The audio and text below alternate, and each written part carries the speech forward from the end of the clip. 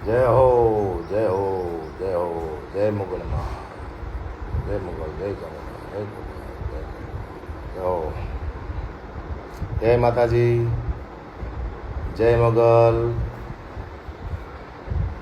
મારા તમામ મિત્રોને એકાબગડીના જય માતાજી. આપ બધા કેમ છો? મજામાં છો? કાલે લાઈવ ગયો તો પછી અચાનક લાઇટ વહી તો વાઈફાઈ વહી ગયું એટલે હું બંધ કરી નાખ્યું. પણ આજે હું તમારી સાથે વાત કરીશ કારણ કે તમે બધા મારા મિત્રો છો. અત્યારે આંદોલન ચાલી રહ્યા છે, બહાબાટી આંદોલન બોલાવે છે. એમાં મને મોહરો બનાવ્યો છે ભેગા થઈ. એક ઓડિયો તમે સાંભળ્યો છે મારો, મેં જ ઓડિયો મૂક્યો હતો. નિલેશ એરવાડિયાનો એ સોદો કરે છે, એટલા પૈસા જોઈએ છે. એ ઓડિયો મારો જ છે, મેં જ મૂક્યો હતો. એટલા માટે ક્યાંકથી બહારથી થાય હોય ઓડિયો જ મેં ઉતાર્યો હતો બીજા ફોનમાં. અને હવે એ નિલેશ એરવાડિયા એમ કહે છે કે અવાજ મારો છે નહીં, તો મેં કીધું એફએસએલમાં આપો. એફએસએલમાં નહીં, હું તમને પ્રાથમિક એફએસએલ તો હું આપી દઉં, મારા ફોનમાં છે. મેં એને ક્યારે વાત કરી ઓડિયોમાં એ પણ તમને આપું અને શેર કરી દેખાડજો લોકોને. હું તમને બતાવું. બરોબર, બીજો ફોન ક્યાં ગયો? એ ફોનમાં છે. પહેલાં તમને હું બતાવું તમને. જો આ બોલો ભાઈ આમાંથી, એટલે તમને ખ્યાલ આવશે કે કોઈ ખોટું બોલે ને. પ્રાથમિક શું કહેવાય આને? એફએસએલ કહેવાય આને. અને હવે સાચું આવશે. હું તો આ બધાને પકડી નાર્કો ટેસ્ટ કરવાની જરૂર છે. અરે કોણ સાચા છે ને કોણ ખેડૂત અરે માથાકૂટ કરીને કોણ ખેડૂતની પથારી ફેરવે છે ખબર પડે. એવું બીજું બતાવો.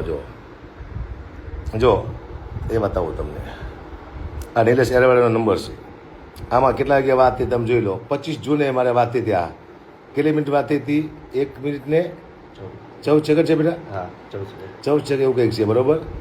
આમાં આ વાત થઈ હતી મારે. આમાં વાત થતી હતી મારે.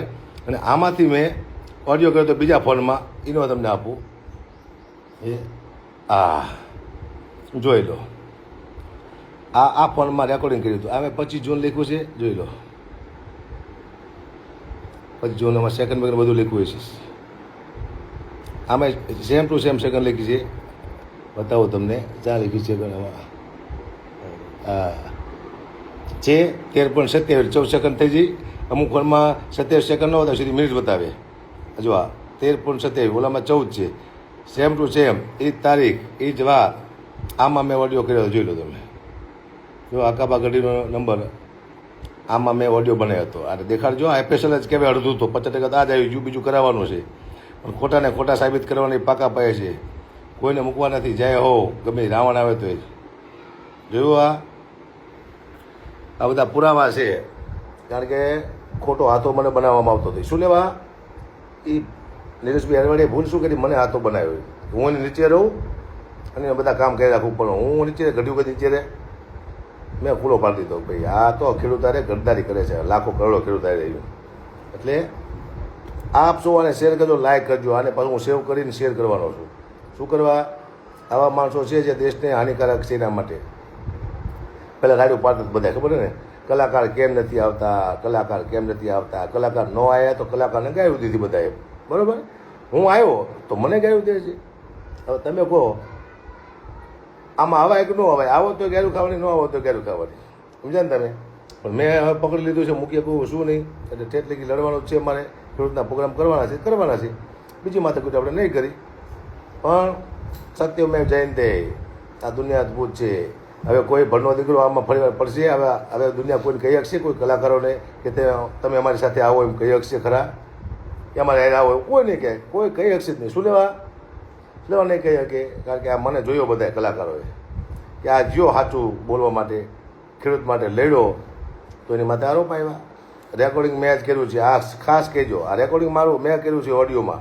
જો 2 કરોડ રૂપિયા માગે છે ને નિલેશ એરવાડિયા, એ રેકોર્ડિંગ મેં જ મૂક્યું છે ને મેં જ કર્યું છે. અમુક સીધા રેકોર્ડિંગ વહી જાય તો લોકો શું કે આ ભાઈ સોદાગર લાગે, 2 જણા કરોડો રૂપિયાની વાતો કરે છે. એવું નથી. મેં એને ખુલ્લો પાડવા માટે આ કર્યું છે. મને થોડુંક સાંટા ઉડે ભૂવા ઉડે અને ખુલ્લો પાડી કીધું. એટલે દેશના ખેડૂતો અરે ગદ્દારી ન થાય. સમજાય તમે? લાખો કરોડો ખેડૂતોને ગદ્દારી થઈ રહી છે. અને સરકારે નિર્ણય બહુ સારો લીધો છે.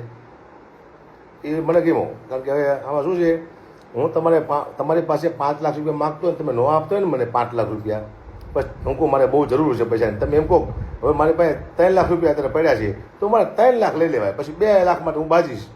એમ કહું છું. સરકાર જે આપે છે અત્યારે સારું આપે છે, એ તો લઈ લેવાય.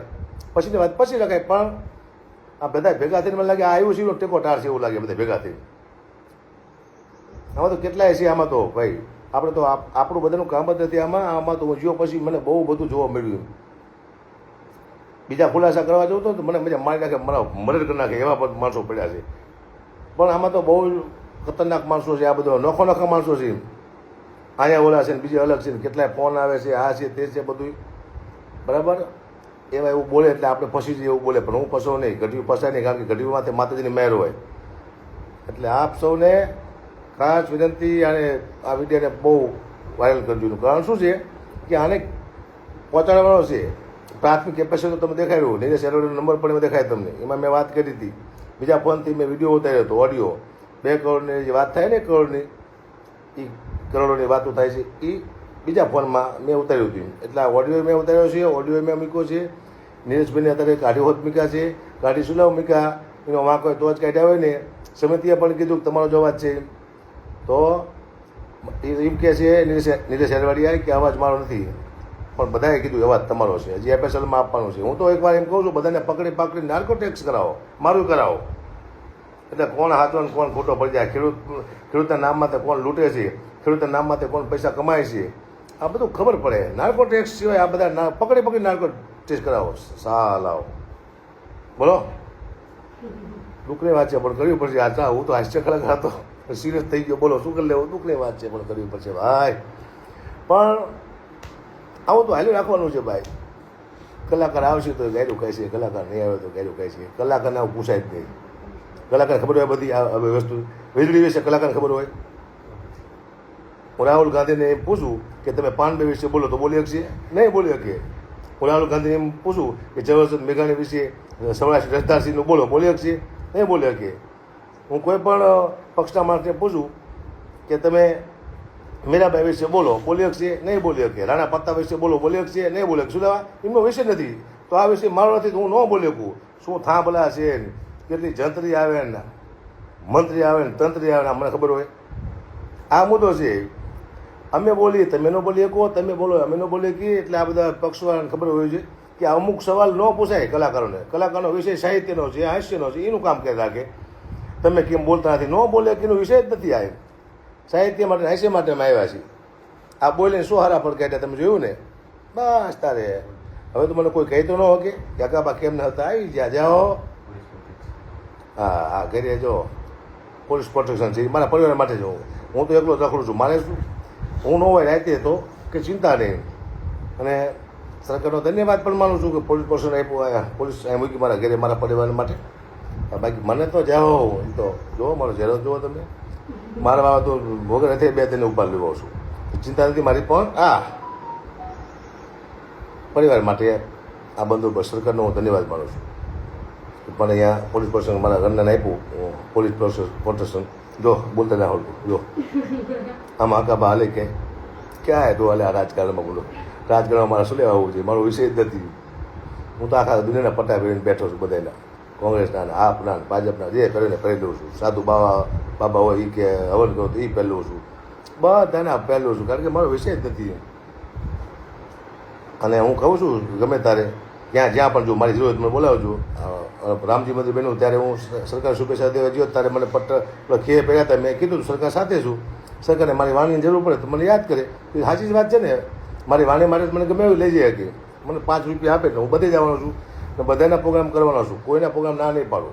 પૈસા આપશે એટલે કોઈ પણ વિશે પક્ષ પ્રોગ્રામ કરીશ. મારો વિષય જોક્સનો બોલવાનો છે, મારે કોઈ પક્ષનું નથી બોલવાનું. જોક્સ બોલી પબ્લિક ભેગી કરવાની છે, આ મારું કામ છે.